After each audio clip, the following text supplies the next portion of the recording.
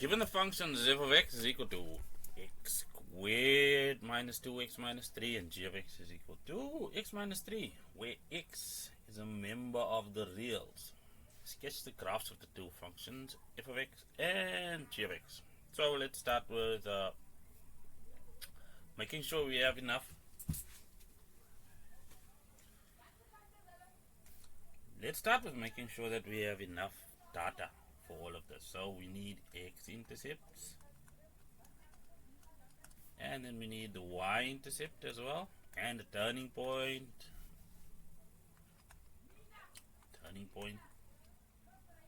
Just one. So let's start with the x-intercepts, because we know that all y values on the x-axis are equal to 0. We're going to take this and make it equal to 0. So that's just going to be x squared minus 2x minus 3 is equal to 0. So you could use the formula, or you can just factorize. Therefore, x is equal to 3 and x is equal to negative 1. For the y-intercept, well, this is standard form, so we can just read that c value, and we'll say that that is equal to negative 3. Then, of course, the turning point, we'll have that p is equal to minus b over 2a. And that is going to equal 1. If we follow this, remember, ax squared plus bx plus c. So that is that. And then if we punch that into our function, then we'll find that f of 1 is equal to, well, let's see, 1 squared minus 2 times 1 minus 3. Use a calculator and you'll find that is equal to negative 4. So let's just find a place for all this data. I think we'll x int, then we have 3 and negative 1. So this is not formalized, this is just for us. Our y int, of course, that c value is negative 3, and then our turning point, that is going to be 1 and minus 4, of course. So let's clear the board. There we go.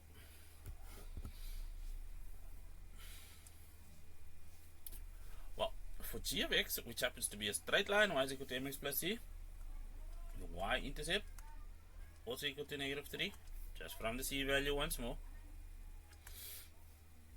And then our x-intercept, just going to make that equal to 0, so x minus 3 all equal to 0. Thusly, x is equal to 3.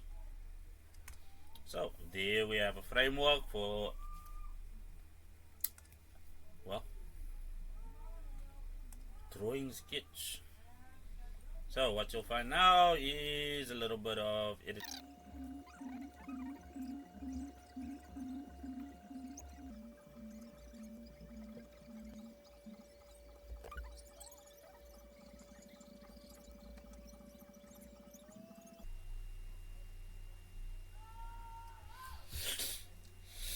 Well, okay, that does that. So we have our turning point over here. We have our y-intercept clearly marked for both f of x and g of x. We've got x-intercepts over there. Well, if somebody wants to get pedantic, we can do that in coordinate form as well. And 0, here we have that. And then, of course, this is 0 and negative 3. So, check with your teacher in terms of what they prefer. Again, like I said in previous videos, take me to task if I don't at least label my axes as is required. Big fat 0 at the origin. So, determine the values of x. Okay, so the answer has to be x is equal to something, x is greater than something, x is less than something. 4.1.2. For which, of course, f of x is greater than g of x. So what do they actually want over there?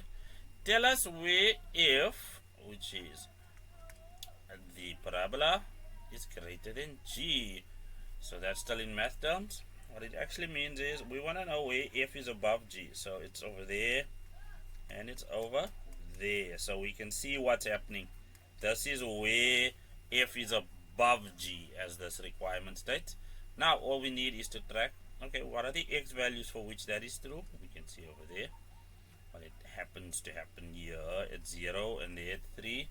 So therefore we can see any value less than 0 is where this happens. So x is less than 0. And then of course also x can be greater than 3. That makes this statement true. Now for the next part, we want to know, well, tell us where f of x times g of x. What is that? Okay, tell us where this y value multiplied by that y value gives us a negative product. Okay, so when we multiply stuff, the answer is a product, and saying anything is less than 0 is saying that it is a negative value as opposed to a positive value which needs it to be greater than 0. Okay, so now that we've got that sorted, so tell us where the y value from f times the y value from g gives us a negative answer, because that is what this means. So let's just have a look. Okay, so we need to know where the y values of f are positive and negative. So for f, let's have a look at the top. Over here, we're going to track those here. So we can see here at negative 1, everything is positive. Everything to the left of negative 1, of course. And then between 1 and 3, the y values for f become negative. And then after 3, the y values for f become positive once more. So, well, that tracks that, of course. And then, let's have a look over here. We can track g at the bottom. Well, there's only one point to track, and it's this one over here. Everything to the left of 3, the y values for g are negative, and to the right of that, the y values for g are positive. So it looks like we have 3 zones all in all to take a look at. Negative 1, and then from there to the value 3, and then obviously to the right of that. So let's just have a look at what happens. Well, to the left of negative 1, we have a positive y value times a negative y value. So everything is negative over there. So let's track that. To the left of this, everything is negative. And then between negative 1 and 3, what happens over here? Well, over there we have a negative y value for f and a negative y value for g. So everything is positive over here. And then of course, to the right of 3, we have a positive y value for g and a positive y value for f and a positive y value for g, which means everything is positive over there as well. So the only place where everything is negative is where x is less than negative 1, or less than x is less than or equal to negative 1. So this is the answer for A, and this is the answer for B. So it's a rather messy explanation. Maybe rewinding it and taking it slow, or taking me to task if there's really a lack of clarity. Either is good. Now, finally, for this specific slide, we want to know the range of h if h of x is equal to negative f of x plus 4. Well, what does this do? So we are looking specifically at f's behavior. So the first thing they tell us is that, well, this entire thing turns around. So that's the negative part. All the y values get flipped. So that means we are looking at its reflection in the x-axis. Then what also needs to happen is, once we've taken care of that, is, well, there's a plus 4 thing that happens. So we can look at it like this physically. to see what that plus 4 entails, because the plus 4 is not going to take it up, it's going to take it down to there. But let's see if we can sort this out algebraically as well. So in order to do that, well, I think we deserve a bit of space. So it is. I think this is going to be enough space over here.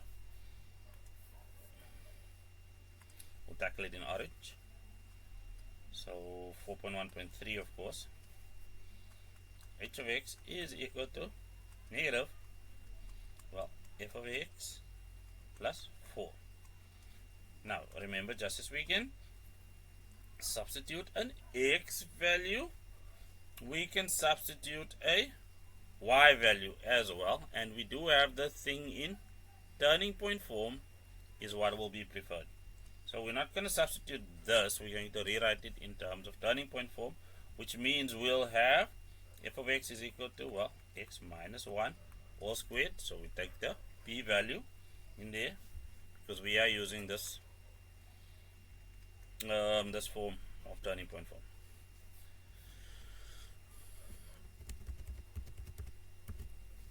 Because we are using this version of turning point form, which is x minus p all squared plus q. So the a value over here is 1, because that is the a value in the standard form that we were given.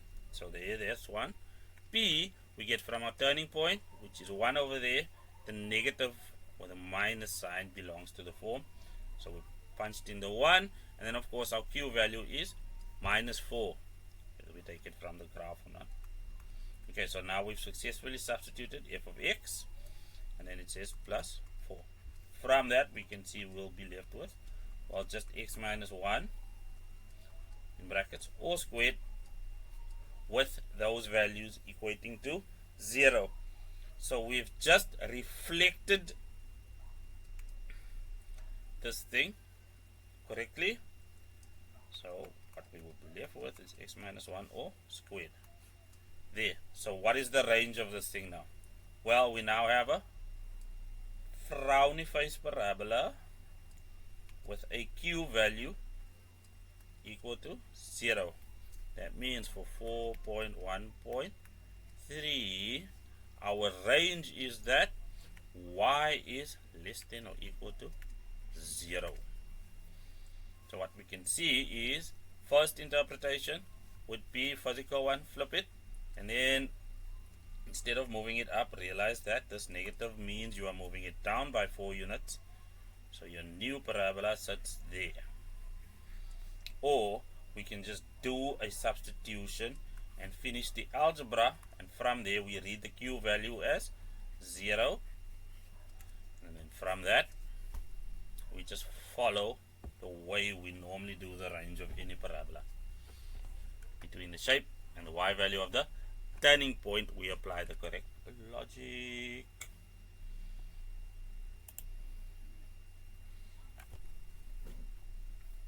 The following information of a parabola P, sketch below, is given. Ta-da! That's P. The coordinates of the turning point are 1 and 8. Nice. P prime of x is equal to negative x plus 1. So that is the gradient. Doesn't matter where you are or how the gradient changes, it is given by this little equation over there. The gradient of the tangent at point A, an x-intercept of P, is 4. So somewhere over here, the gradient of the tangent is 4. Also happens to be the x-intercept. Determine the equation of the parabola in the form y is equal to. So let's take this. We know that p prime of x is equal to 4 at A. That's what this piece of information says, but we have information about that gradient, which is p prime of x. The derivative is an actual gradient. So what we'll do is we'll substitute this with that. So we'll say minus x plus 1 is equal to 4. Remember where this happens? At point A. So minus x, I will subtract 1 from both sides, is equal to 3. If we follow this, remember this is an x-intercept.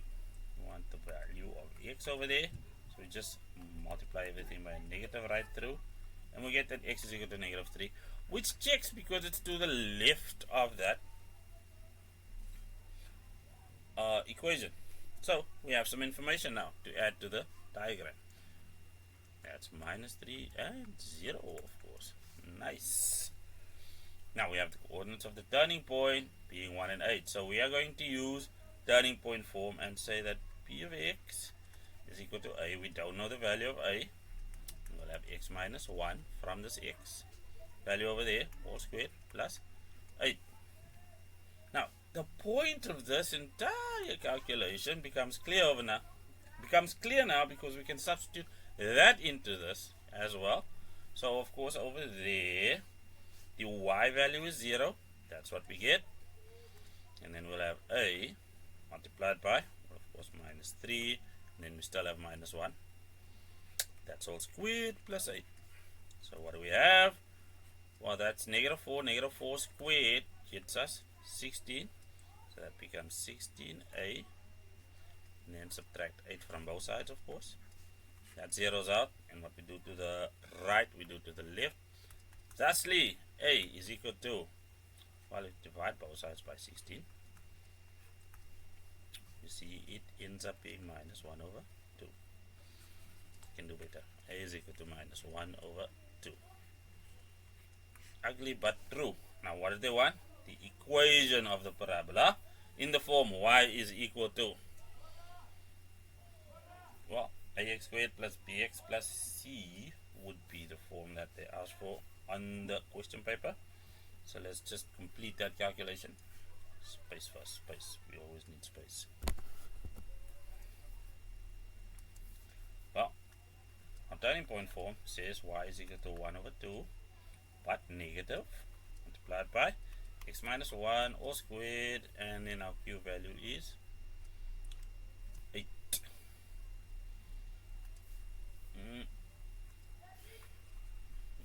Apologies. Radio.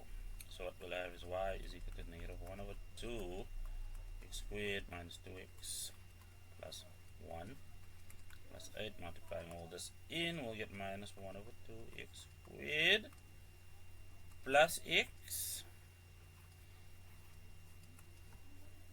minus 1 over 2 plus 8, of course.